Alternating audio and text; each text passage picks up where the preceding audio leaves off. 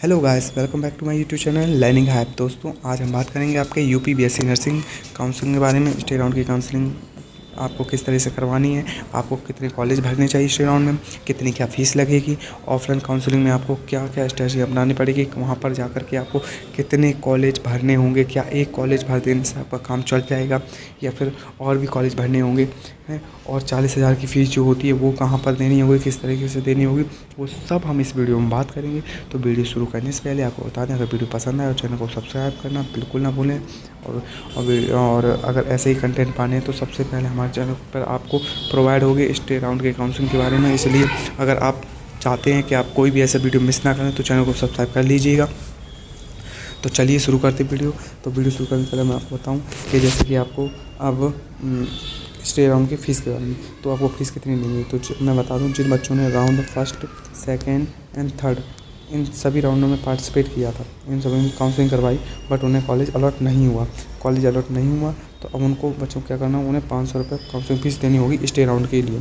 उनको 500 रुपये की फ़ीस लगेगी, जो कि लगातार 2 सालों से चलता आ रहा है। वो हर साल 2-3 साल से यही होता है, जब भी स्टे राउंड होता है तो 500 रुपये फ़ीस लगती है। अच्छा, अब बात की जाए कि अब अगर इसके बाद बात की जाए, हम आपको बताएं कि जिन बच्चों ने पार्टिसिपेट किया था, मतलब जिन बच्चों ने पार्टिसिपेट ही नहीं किया, फर्स्ट सेकंड और मॉक राउंड में पार्टिसिपेट ही नहीं किया, उन्होंने कोई काउंसलिंग ही नहीं करवाई इतने राउंड में, तो उनको अब स्टे राउंड में अगर वो काउंसलिंग करवाएंगे तो 5500 रुपये उन्हें देने होंगे। हाँ जी, बिल्कुल सही बात बच्चों, उनको 5500 रुपये देने पड़ेंगे।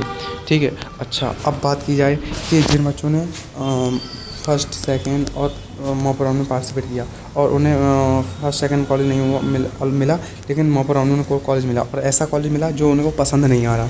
जैसे कि उन्हें वो जो कॉलेज मिला है वो बहुत दूर है, या फिर क्या बोलते हैं, वहाँ पर रूरल एरिया है और अच्छी जगह नहीं, फैसिलिटीज़ कम है, तो अब उन्हें क्या करना पड़ा है। तो अब मैं बता दूँ, जिन बच्चों ने ऐसा किया है, जिन्हें कॉलेज अलॉट हो गया मॉक राउंड में, अगर वो कॉलेज डिक्लाइन करते हैं, ठीक है, डिक्लाइन कर देते हैं, और अगर फिर वो स्टे राउंड के लिए काउंसलिंग करवाते हैं, स्टे राउंड में काउंसलिंग करवाते हैं, तो अब उनको क्या करना पड़ेगा कि उनको 5500 रुपये फिर से देने पड़ेंगे। हाँ बच्चों, उनको 5500 रुपये फिर से देने पड़ेंगे।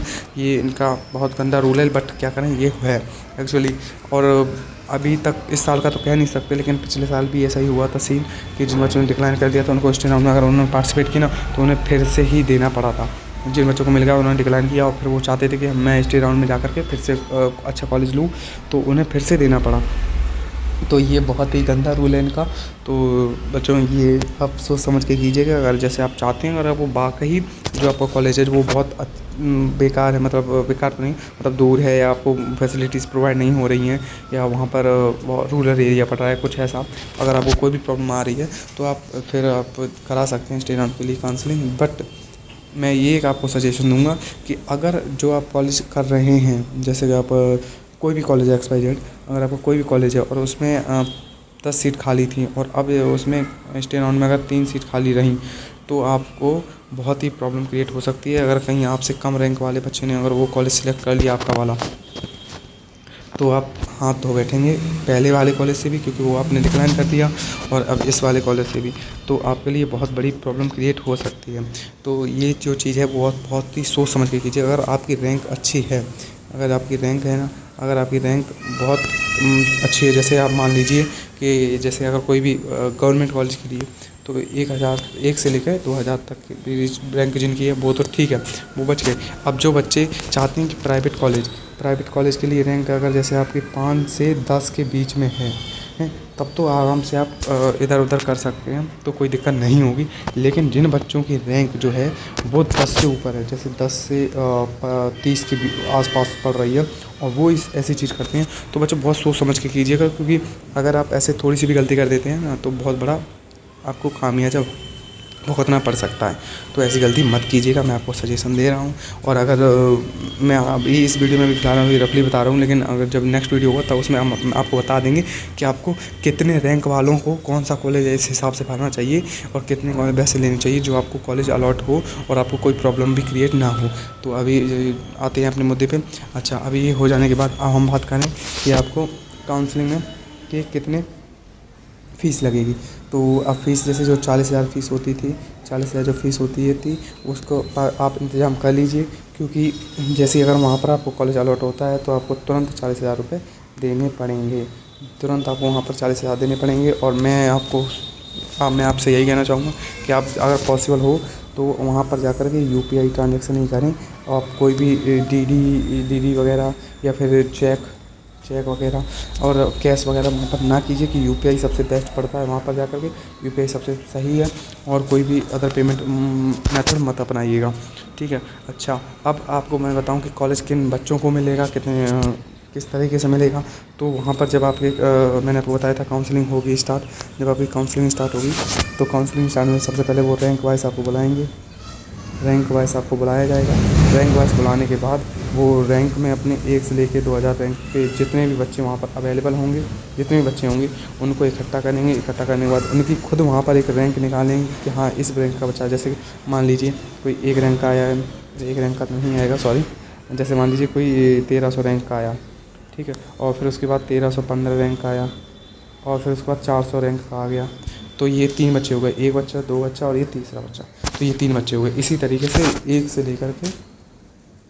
लेकर के 2000 तक के जितने भी बच्चे होंगे ना उनको एक रैंक वाइज अरेंज किया जाएगा। दैन उसके बाद उनको कॉलेज अलॉट किया जाएगा। उनसे पूछा जाएगा कि आप कौन सा कॉलेज लेना है और कौन सा कॉलेज लेना चाहते हैं। अगर कोई केजीएम में लेना चाहेगा और उसकी रैंक पहले नंबर पे या कुछ भी वहाँ पर जाकर बनती है तो अगर वहाँ पर सीट खाली हुई तो उसको केजीएम में दे दिया जाएगा। और आप उसका कोई भी कॉलेज आपका हुआ, ड्रीम कॉलेज हुआ, तो वो उस हिसाब से दे दिया जाएगा। ये तो रही गवर्नमेंट की बात।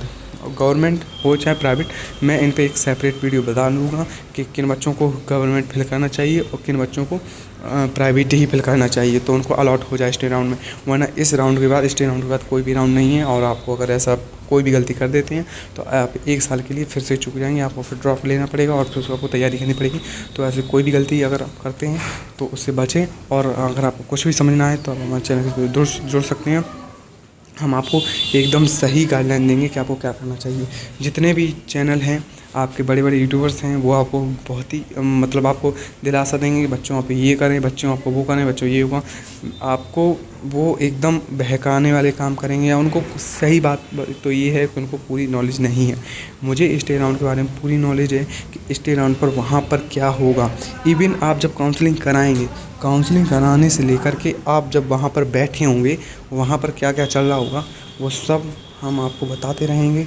अगर आपको वहाँ पर भी दिक्कत आ रही है तो मैं उस दिन भी आपको वीडियो अपलोड करता रहूँगा जिन बच्चों को कॉलेज और जो काउंसलिंग कराने वहाँ जाएंगे। आप बस बता दीजिएगा कि मेरी सर रैंक कितनी है, ये है, उस तरीके से मैं यहाँ पर हूँ, मैं इतनी कॉलेज ये कॉलेज फिल की हैं। अगर इसमें कोई अपडेट करना चाहिए, क्या करना चाहिए, वो मैं आपको गाइड करता रहूँगा वहाँ पर तुरंत इमीडिएटली। तो अगर वीडियो पसंद आए तो वीडियो को लाइक और चैनल को सब्सक्राइब करना मत भूलिए। अब हम आपको बताएंगे नेक्स्ट वीडियो में कि प्राइवेट कॉलेज कौन भरे और गवर्नमेंट कॉलेज कौन भरे और कितनी फ़ीस स्ट्रक्चर लगेगी कि काउंसलिंग कैसे करवानी चाहिए और कैसे नहीं भी करवानी चाहिए। क्योंकि बहुत सारे बच्चे मेरे को कमेंट कर रहे हैं सर मेरे 40 नंबर हैं, सर मेरे 50 नंबर हैं, मेरे 52 नंबर हैं। तो वो सब बहुत ही थोड़ा उनकी रैंक में अगर देखूँ तो उन बच्चों की रैंक जो है ना, रैंक बहुत ज़्यादा है। इस वजह से मैं हर एक बच्चे को सेपरेट वीडियो में बता नहीं पाता कि उन्हें कौन सा कॉलेज भरना चाहिए, कौन सा नहीं भरना चाहिए। तो मैं अब आपको नेक्स्ट वीडियो में आपको अच्छे से बता दूंगा कि आपको क्या करना चाहिए, कौन सा कॉलेज भरना चाहिए, कौन सा नहीं भरना चाहिए, प्राइवेट या गवर्नमेंट, ठीक है। तो अब तक के लिए आज की वीडियो में बता लेते हैं। तब तक good bye, take care, Radhe Radhe, मिलते हैं नेक्स्ट वीडियो में।